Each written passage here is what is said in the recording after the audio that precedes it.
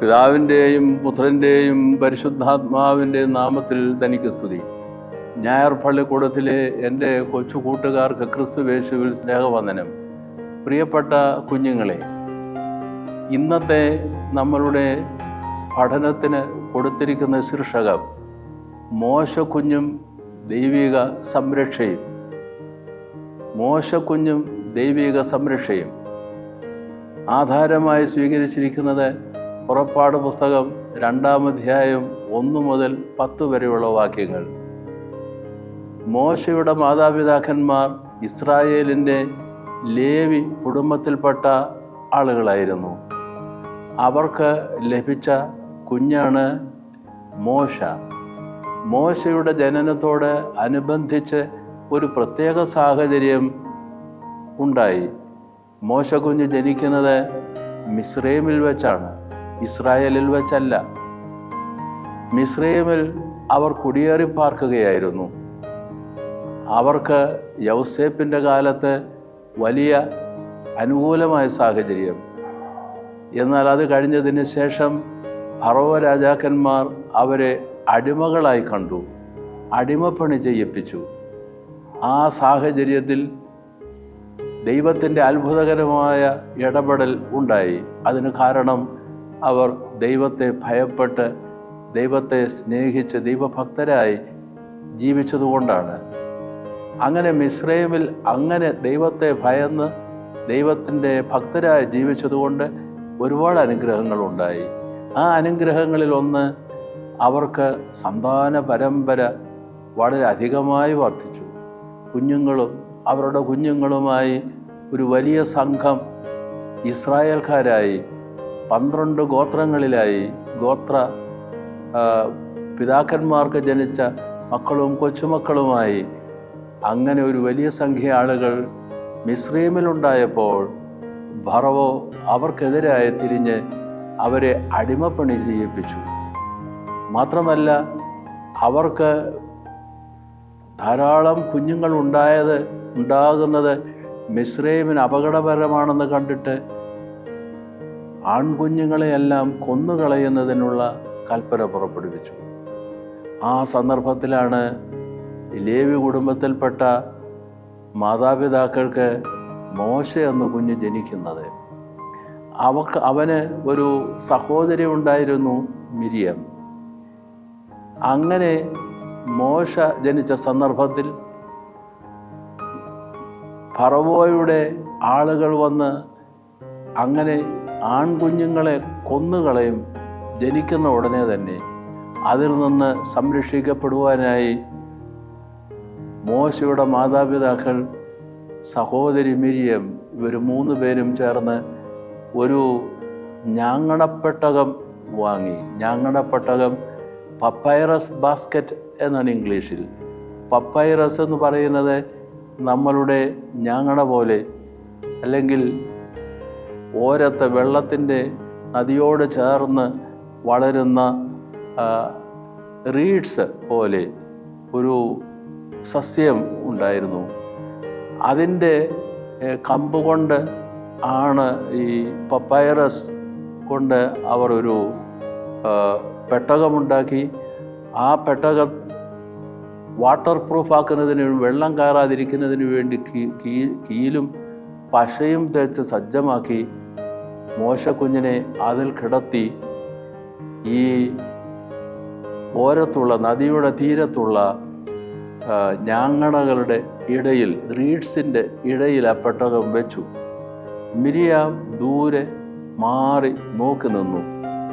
ആ കടവിലാണ് ഫറവോയുടെ മകൾ കുളിക്കാനും മറ്റുമായി വരിക, വിനോദത്തിനായി വരിക. അങ്ങനെ വന്ന സന്ദർഭത്തിൽ ശ്രദ്ധിച്ചു ഒരു കുഞ്ഞിൻ്റെ കരച്ചിൽ. അത് പെട്ടകത്തിൽ ഒരു കുഞ്ഞ് കിടന്ന് കരയുന്നു. അവൾ തോഴിമാരിൽ ഒരാളെ വിട്ട് ആ കുഞ്ഞിനെ എടുപ്പിച്ചു കൊണ്ടുവന്നു. സുന്ദരനായ ഒരു ആൺകുട്ടി. ആ ഫറവോയുടെ മകൾ മോശക്കുഞ്ഞിനെ എടുത്ത് വളർത്തുവാൻ തീരുമാനിക്കുന്നു. ഉടനെ മിരിയാം പ്രത്യക്ഷപ്പെട്ടു. സഹോദരി മിരിയാം പ്രത്യക്ഷപ്പെട്ടു. എന്നിട്ട് ആ കുഞ്ഞിനെ വളർത്തുവാൻ മോശയുടെ അമ്മയെ തന്നെ ഏൽപ്പിച്ചു. മോശയുടെ അമ്മയാണെന്ന് വെളിപ്പെടുത്തിയില്ല. അങ്ങനെ മോശയുടെ അമ്മ തന്നെ മുലപ്പാൽ കൊടുത്ത് സഹോദരിയായ മിരിയം മാതാപിതാക്കൾ, അങ്ങനെ മോശ വളർന്ന് കുറച്ചുകൂടെ പ്രായമായപ്പോൾ 3 വയസ്സ് തികഞ്ഞപ്പോൾ വീണ്ടും രാജകൊട്ടാരത്തിലേക്ക് മോശയെ കൊണ്ടുചെന്ന് ഏൽപ്പിച്ചു. അങ്ങനെ രാജകൊട്ടാരത്തിലാണ് മോശ വളർന്നത്. ഇതിൽ നമുക്ക് ഒരു വലിയ പാഠം പഠിക്കുവാനുണ്ട്. ഇത് നമ്മൾ സൺഡേ സ്കൂളുകളിലും ഒക്കെ പഠിച്ചിട്ടുള്ളതാണ്.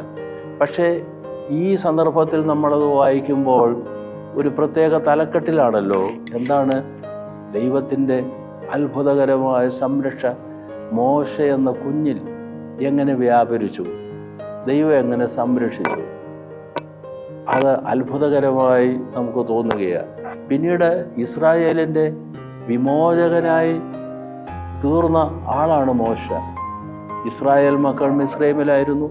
ആ അടിമത്തത്തിൽ നിന്ന് അവരെ കനാനിലേക്ക്, അവരുടെ സ്വന്തം നാട്ടിലേക്ക് തിരികെ കൊണ്ടുപോകുന്നതിനുള്ള, വാഗ്ദത്ത നാട്ടിലേക്ക് തിരികെ കൊണ്ടുപോകുന്നതിനുള്ള നിയോഗം മോശ പിൽക്കാലത്ത് സ്വീകരിക്കുകയുണ്ടായി.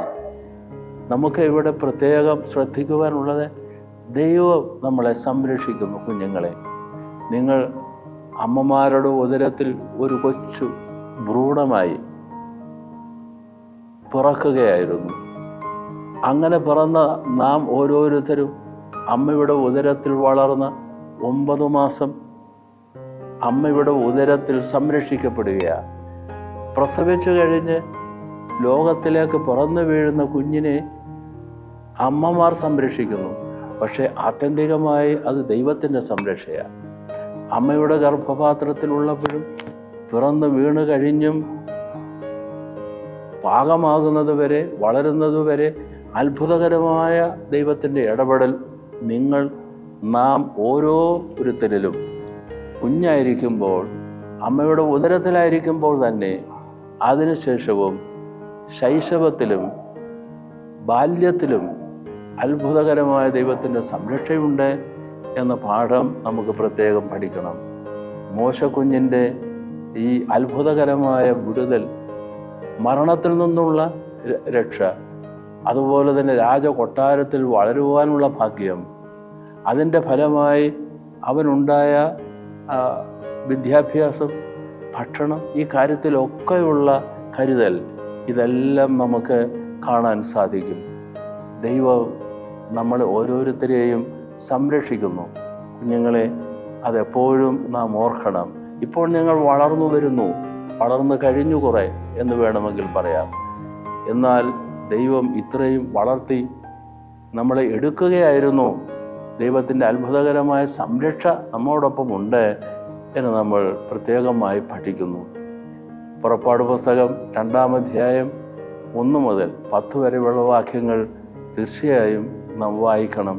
അവിടെ ദൈവം എങ്ങനെ അത്ഭുതകരമായി മോശക്കുഞ്ഞിൻ്റെ ജീവിതത്തിൽ ഇടപെട്ടു, എങ്ങനെ സംരക്ഷ നൽകി. പിൽക്കാലത്ത് ഈ മോശ ഒരു വലിയ ദൗത്യ നിർവഹണത്തിനായി നിയോഗിക്കപ്പെടുന്നു. ഇതെല്ലാം നമ്മളുടെ മനസ്സിലേക്ക് വരികയായി. കുഞ്ഞുങ്ങളെ, തമ്പുരാൻ്റെ സംരക്ഷ തുടർന്നും നാം ഏവരിലും എപ്പോഴും ഉണ്ടായിരിക്കും.